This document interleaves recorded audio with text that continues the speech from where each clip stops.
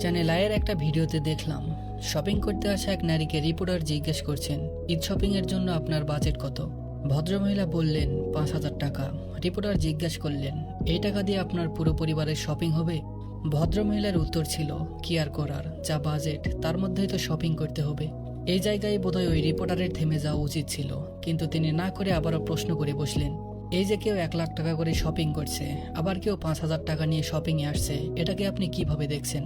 ভদ্রমহিলা আগে থেকেই বিব্রত হয়ে পড়েছিলেন। এবারের প্রশ্ন শুনে তার আর মনটাকে শক্ত রাখতে পারলেন না, মুহূর্তের মধ্যেই কেঁদে ফেললেন।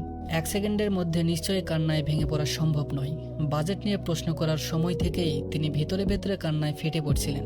কোন জায়গায় থামতে হবে, এই বোর্ডটা আমাদের কোনো কালেই খুব একটা ছিল না, আজও হয়নি। একসময় মনে হতো আর 5 বছর পর চেঞ্জ আসবে, আর 10 বছর পর হয়তো বদলে যাবে। দেখতে দেখতে 2025 সাল চলে আসলো, তবুও কিছু বদলালো না। তবে কিছু বদলাক আর না বদলাক, অন্তত শপিং মলে অন ক্যামেরায় জনে জনে মাইক্রোফোন ধরে শপিং এর বাজেট জানতে চাওয়ার এই কুৎসিত কালচারটা বন্ধ হওয়া উচিত। কোথায় গিয়ে থামতে হবে এটা আমাদের বোঝা দরকার। ধন্যবাদ সবাইকে।